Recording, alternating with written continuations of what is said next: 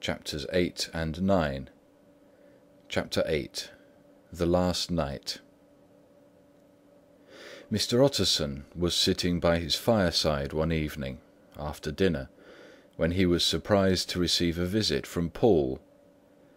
"Bless me, Poole, what brings you here?" he cried; and then taking a second look at him, "What ails you?" he added. "Is the doctor ill?" "Mr. Utterson," said the man, "there is something wrong." "Take a seat, and here is a glass of wine for you," said the lawyer. "Now take your time, and tell me plainly what you want."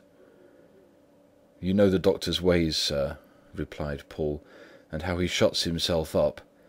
Well, he's shut up again in the cabinet, and I don't like it, sir. I wish I may die if I like it. Mr. Utterson, sir, I'm afraid." "Now, my good man," said the lawyer, "be explicit. What are you afraid of?" "I've been afraid for about a week," returned Poole, doggedly disregarding the question, "and I can bear it no more." The man's appearance amply bore out his words. His manner was altered for the worse, and except for the moment when he had first announced his terror, he had not once looked the lawyer in the face. Even now he sat with the glass of wine untasted on his knee, and his eyes directed to a corner of the floor. "I can bear it no more," he repeated. "Come," said the lawyer, "I see you have some good reason, Poole. I see there is something seriously amiss. Try to tell me what it is." "I think there's been foul play," said Poole hoarsely. "Foul play!" cried the lawyer, a good deal frightened and rather inclined to be irritated in consequence. "What foul play? What does the man mean?" "I daren't say, sir," was the answer. "But will you come along with me and see for yourself?"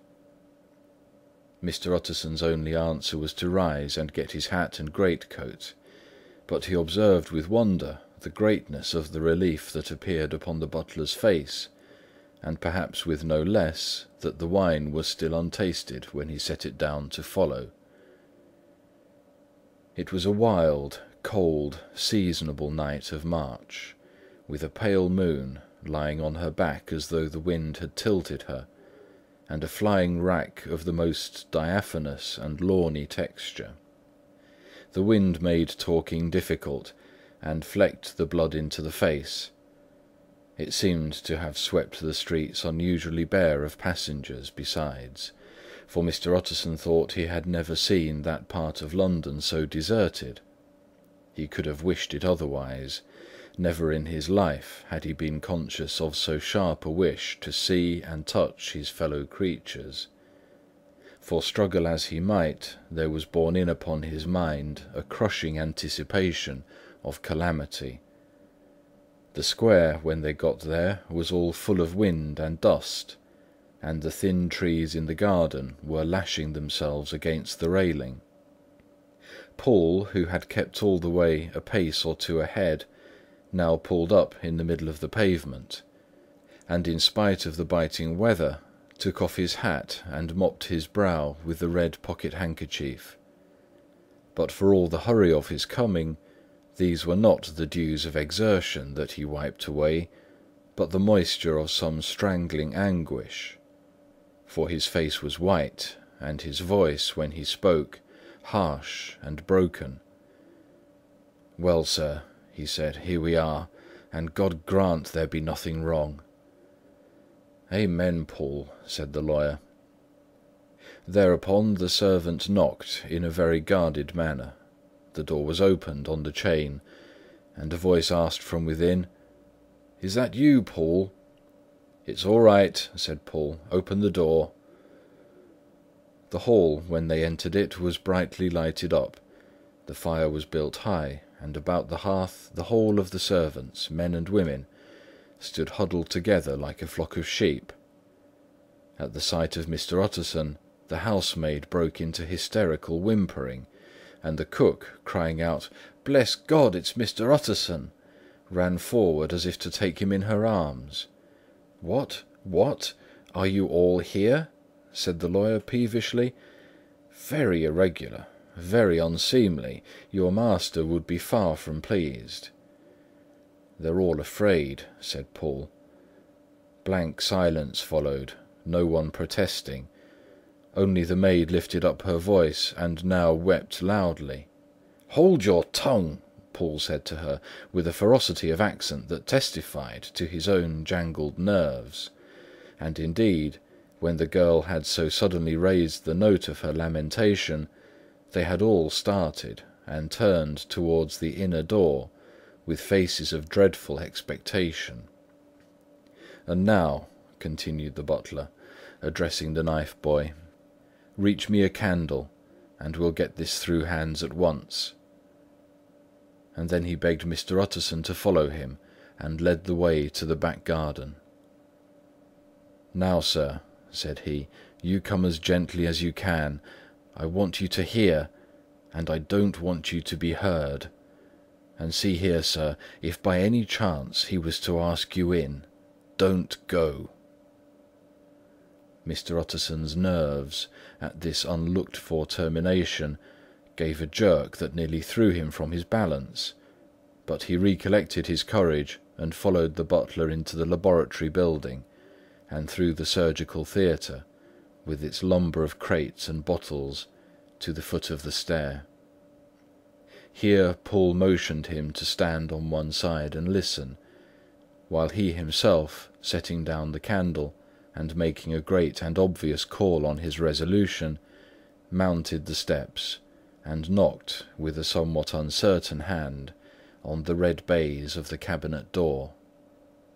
"Mr. Utterson, sir, asking to see you," he called, and even as he did so, once more violently signed to the lawyer to give ear.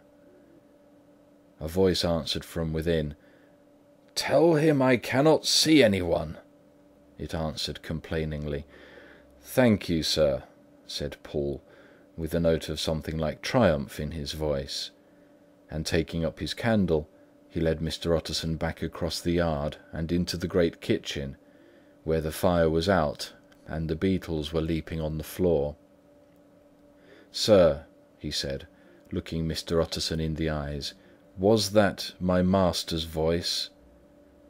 "It seems much changed," replied the lawyer, very pale, but giving look for look. "Changed? Well, yes, I think so," said the butler. "Have I been 20 years in this man's house to be deceived about his voice? No, sir, master's made away with. He was made away with 8 days ago, when we heard him cry out upon the name of God.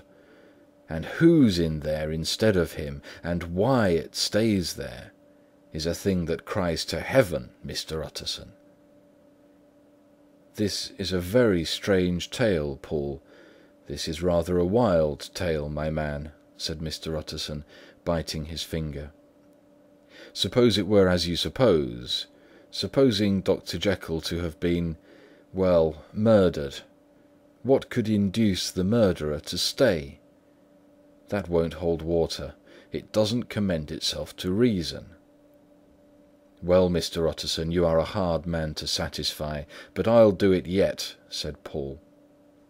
"All this last week, you must know, him or it, or whatever it is that lives in that cabinet, has been crying night and day for some sort of medicine, and cannot get it to his mind. It was sometimes his way, the master's that is, to write his orders on a sheet of paper and throw it on the stair. We've had nothing else this week back, nothing but papers and a closed door, and the very meals left there to be smuggled in when no one was looking. Well, sir, every day, aye, and twice and thrice in the same day, there have been orders and complaints, and I've been sent flying to all the wholesale chemists in town. Every time I brought the stuff back, there would be another paper telling me to return it, because it was not pure, and another order to a different firm. This drug is wanted bitter bad, sir, whatever for." "Have you any of these papers?" asked Mr. Utterson. Poole felt in his pocket and handed out a crumpled note, which the lawyer, bending nearer to the candle, carefully examined. Its contents ran thus: Dr. Jekyll presents his compliments to Messrs. Moore. He assures them that their last sample is impure, and quite useless for his present purpose. In the year 18 Dr. J. purchased a somewhat large quantity from Messrs. M. He now begs them to search with the most sedulous care, and should any of the same quality be left, to forward it to him at once. Expense is no consideration. The importance of this to Dr. J. can hardly be exaggerated. So far the letter had run composedly enough, but here with a sudden splutter of the pen, the writer's emotion had broken loose.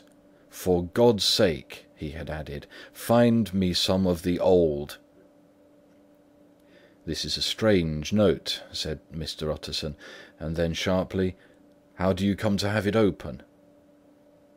"The man at Moore's was main angry, sir, and he threw it back to me like so much dirt," returned Poole. "This is unquestionably the doctor's hand, do you know?" resumed the lawyer. "I thought it looked like it," said the servant, rather sulkily, and then, with another voice, "But what matters hand of right?" he said. "I've seen him." "Seen him?" repeated Mr. Utterson. "Well?" "That's it," said Poole. "It was this way. I came suddenly into the theatre from the garden.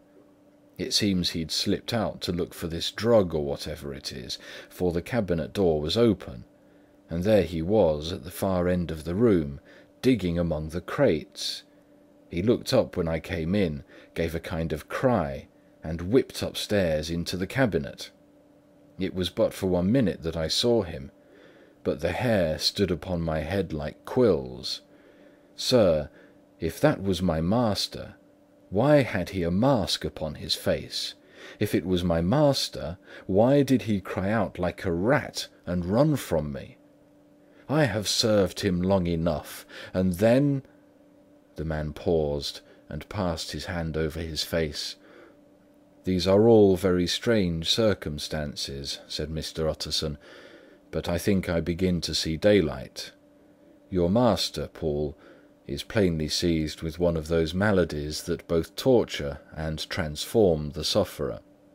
Hence, for aught I know, the alteration of his voice, hence the mask and his avoidance of his friends, hence his eagerness to find this drug by means of which the poor soul retains some hope of ultimate recovery.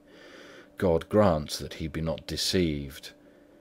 There is my explanation. It is sad enough, Poole, ay, and appalling to consider, but it is plain and natural, hangs together well, and delivers us from all exorbitant alarms." "Sir," said the butler, turning to a sort of mottled pallor, "that thing was not my master. And there's the truth. My master," here he looked around him and began to whisper, "is a tall, fine build of a man, and this was more of a dwarf." Utterson attempted to protest. "Oh, sir," cried Poole, "do you think I do not know my master after 20 years? Do you think I do not know where his head comes to in the cabinet door, where I saw him every morning of my life? No, sir, that thing in the mask was never Dr. Jekyll. God knows what it was, but it was never Dr. Jekyll. And it is the belief of my heart that there was murder done."